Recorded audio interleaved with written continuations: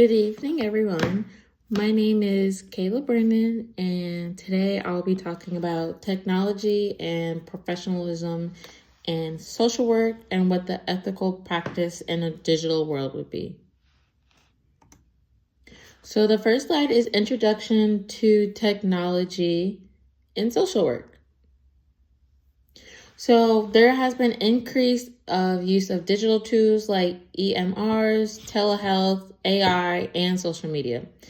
The benefits of that is improved communication, access to services, efficiency, and the risk would be is like breach of confidentiality and blurry boundaries. A mistake number one is social media oversharing. So example would be posting work-related content or venting about clients, which is a very unprofessional thing. So a risk would be violating client confidentiality and undermines public trust. So your client may not trust you as much, or new clients that possibly see this would not trust you because they don't know if you will keep the confidentiality, which is also not good for social works because that is in our NSW code of conduct.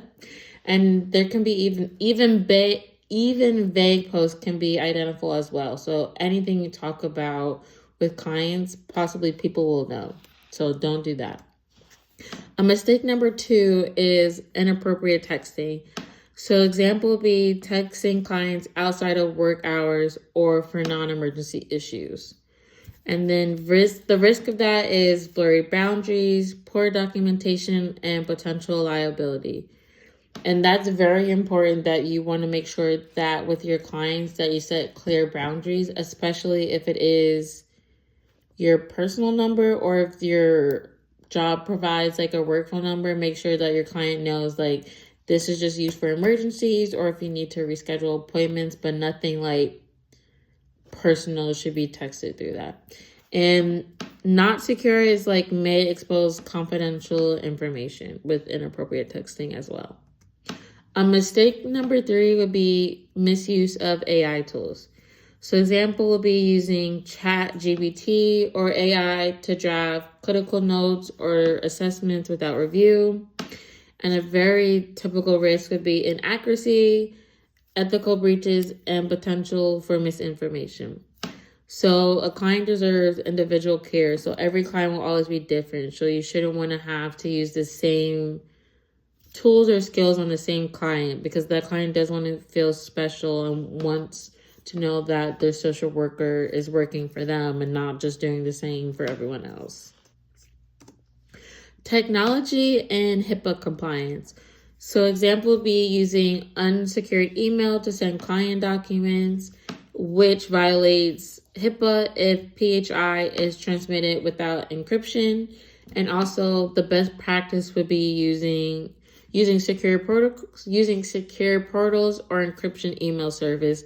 So right now if you see, for most professional jobs, especially if you're trying to do your health or just anything, most jobs do have encryptions or they do have a password sometimes, if it's important information that shouldn't be shared with anyone else, especially emails get hacked nowadays for passwords and then just other things. So it's very important, information that is very private, that you should probably do a password or have an encryption within that email.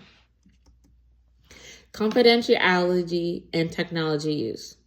So example would be leaving a client's file open on a shared screen. A risk is others might see confidential data. So if you're doing a presentation and you need to exit out for a second, either unshare your screen or black out your screen, leave for a second or close your camera just so you can get your things together so they won't see anything else you have, especially emails or anything. Those tabs should be closed so people realize this is just the one document that they should be focusing on and no other tabs or documents should be open. And the ethical practice is log off or use screen protectors. Never leave records unattended. Very important. Professionalism with technology. Example would be using work email for personal conversations or informal language. The impact, it undermines professionalism and boundary clarity. And also the best practice is use professional tone and language in all communications. I think we would all know, like, using your work email that is not for work business and you use it for personal is very taboo, and that it shouldn't happen. Even if it's like an emergency, tell your boss you need to step out and use your phone. You have to send an email for your child or even for yourself, but never use your work. Don't ever use your work email. And the best practice for ethical tech use. So maintain boundaries and document all interactions. Secure all devices and use encrypted tools. Stay up to date with agency policy and laws. And when in doubt, ask. It never hurts to ask a question or make sure, like, is this right with the technology, or is this how you secure it? Like, it never hurts to ask if you just want to make sure or just double check that this is going out correctly or no one else can see it.